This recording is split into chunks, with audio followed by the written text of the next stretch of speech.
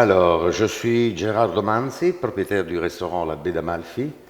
Nous sommes au centre-ville, derrière la Galerie Lafayette, au 9 rue Gustave Deloy. Restaurant que j'ai pris il y a 28 ans. C'était un grand restaurant, si vous voulez, très renommé. Il avait une étoile Michelin, mais là, il était en faillite. J'ai pris ça. On a commencé comme simple pizzeria parce que vous pouvez bien vous apercevoir que je suis italien. Et donc, je fais ce que je sais faire avec les produits du territoire, une très bonne cuisine italienne, sans aller dans la haute gastronomie, mais aller dans le bon.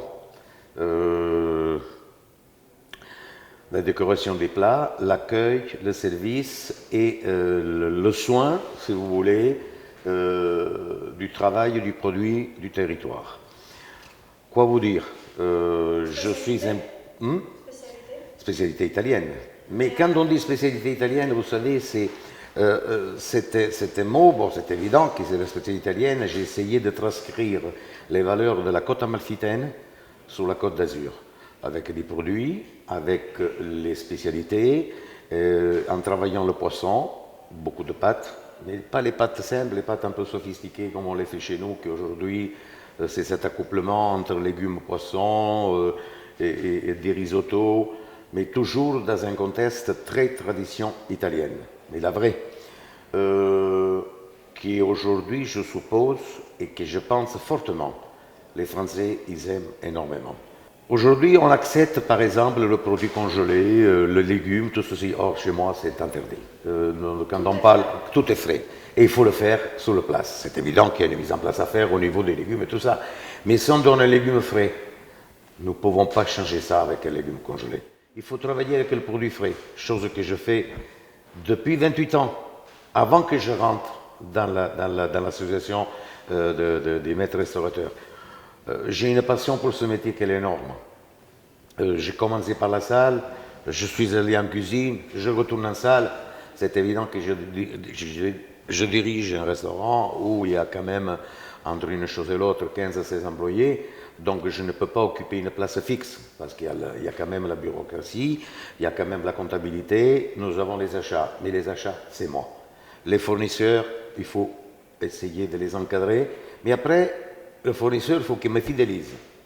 Et j'ai des fournisseurs qui sont des amis, parce que depuis X temps, ils sont là, et quand je lève le téléphone, bon, c'est présent. Je vous donne un simple exemple. L'année dernière, au mois de Noël, le jour de Noël, j'oublie de commander les noix de Saint-Jacques. J'appelle mon ami, à 7h30 du matin, j'ai dit, oh, j'ai oublié les noix de Saint-Jacques. Et pourtant, ils étaient au menu.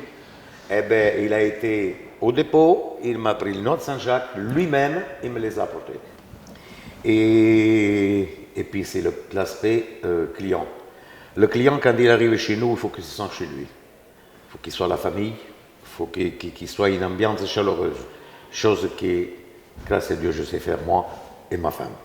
C'est évident qu'on se complète très bien. Ma femme, elle s'occupe de... C'est pas que des vieux, façon de parler. Non, mais les personnes âgées, il faut une certaine attention. Parce que je pense que les personnes âgées, c'est comme les enfants. Il faut savoir s'en occuper. Et nous, on sait le faire, grâce à ma femme, qu'elle est là. Moi, l'accueil. Et quand je dis, moi, une chose, vous savez, c'est comme une belle femme. On la voit le matin quand on se réveille sur le coussin, qu'on tourne la tête.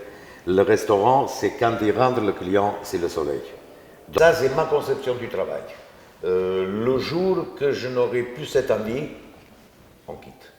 Parce que je pense que soit tu es commerçant, mais pas un commerçant avec le sourire, commerçant, non.